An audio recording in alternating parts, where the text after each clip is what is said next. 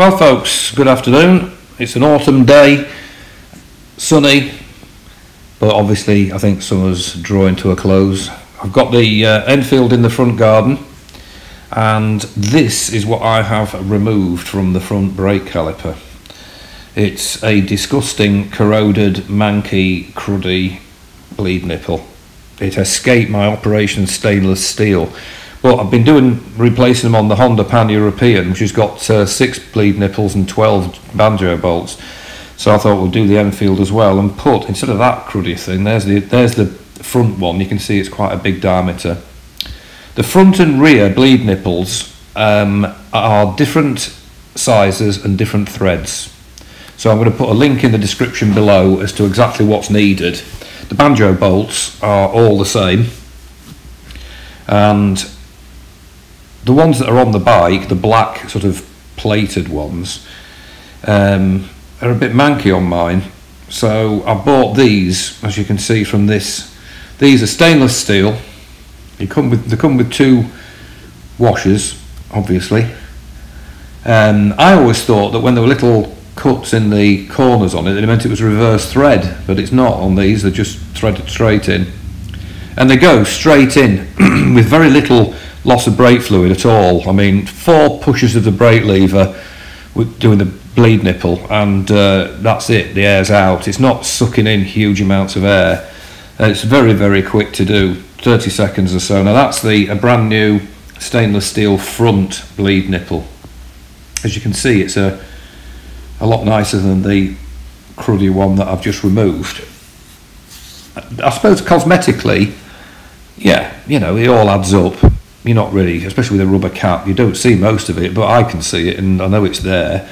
So if you look at this next picture here, you'll see the Banjo bolts themselves are some sort of metal plating.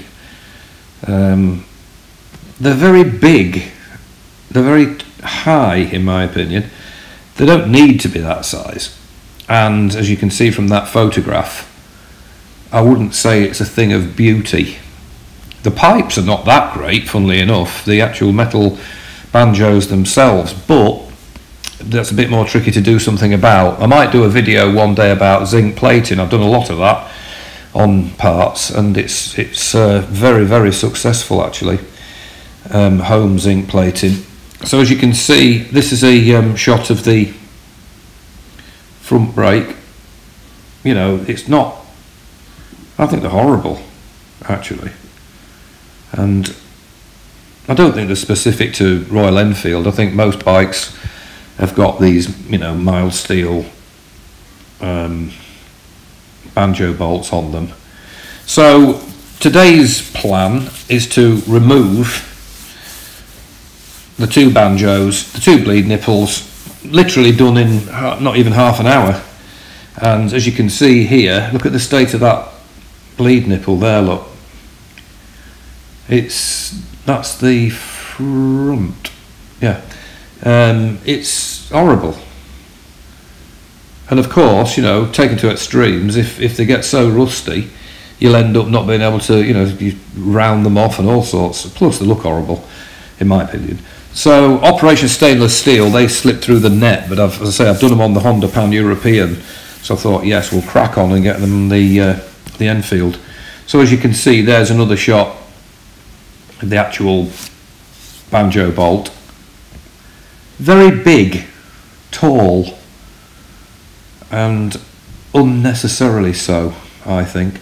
So you'll see the next picture shows the Banjo and the bleed nipple replaced. Wait for it folks, here it comes. There we go. Now isn't that nicer? It's not so big. It's got that little sort of indentation in it there, which I think they put it on race bikes. Hardly appropriate for an Interceptor 650, but as you can see, there's stainless steel bolts on the left of that picture as well, which again, I think it looks much nicer. Now that's bleeding the brake at the back. Now I don't bother with any little gadgets and bubble bubbles coming out into jam jars full of fluid and all that stuff. All I do is put today I used a paint roller tray, and then just give it 3 or 4 blasts with the brake lever. And literally, as I say, if you as long as you don't spend all day about putting the new Banjo in, it's only about 4 presses of it, and that was it.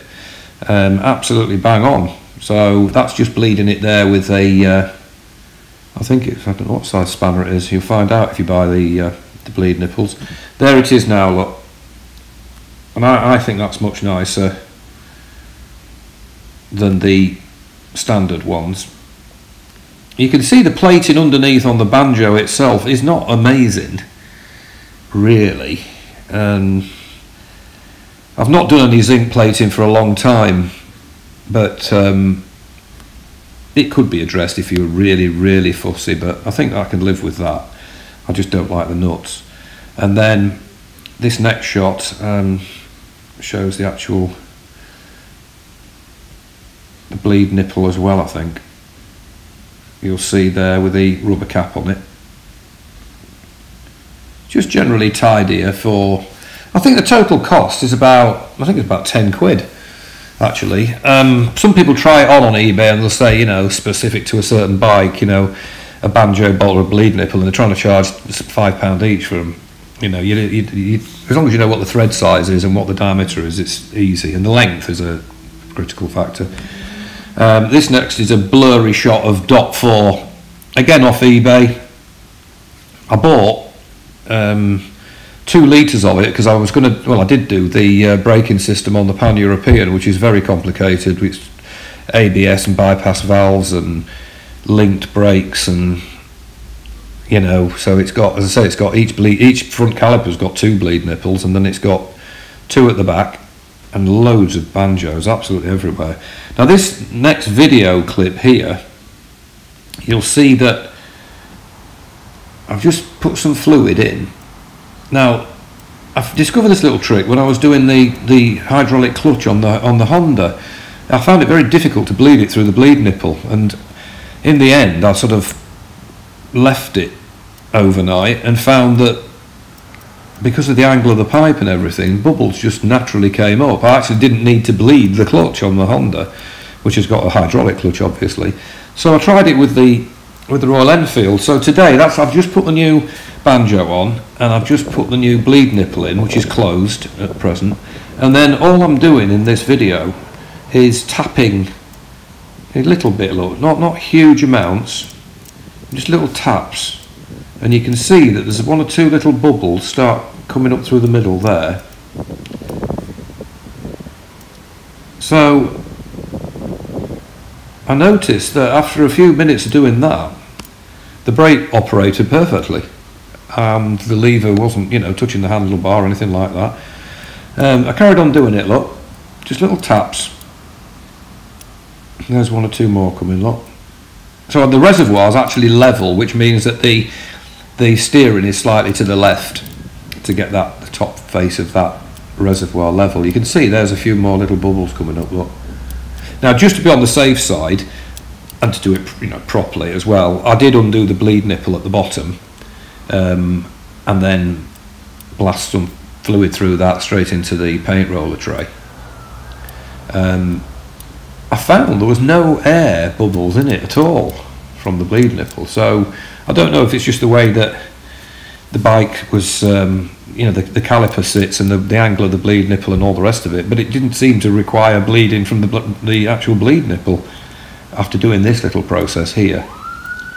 But obviously I think it's advisable to do it, and it's simple really. I mean, having done the Pan-European, which is a nightmare, well, kind of, the Pan-European, they have to be done in a certain order, so it's not just a question of doing front and back. You've got to start at the front left, front right, use the rear brake to bleed the front brake caliper. It's pretty involved, so this is a walk in the park really. So as you can see, those bubbles have sort of stopped coming up now, look.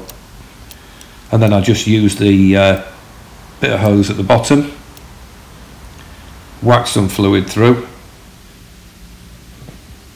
Now, rather annoyingly, I discovered, having bought the Banjo bolts, the blinking front reservoir's got the same banjo on it, look. I should have brought an extra one. I bought 2 banjo bolts and 2 bleed nipples, but I'm going to order a 3rd banjo bolt, because that, again, on the handlebar, it's pretty ugly, really, I think. Yeah, it does the job, but I've got a thing about shiny stainless steel, so I'm going to order another one and replace that one. And then this next picture shows that's with the banjo and the bleed nipple in place. That, I believe, is trying to figure out, is it the front one? Yeah, front wheel. So as you can see, big improvement, I would say. Next photo shows the actual banjo bolt again. There you go. Nicer, I think you would agree. Well, I welcome your comments. You might think, oh, a load of fuss for nothing, but I think it all adds up. You know, I just can't abide rust. And so there it is. That's the sort of finished product. Now, just as a little aside here, I'll show you some pictures of the finished job on the Pan-European.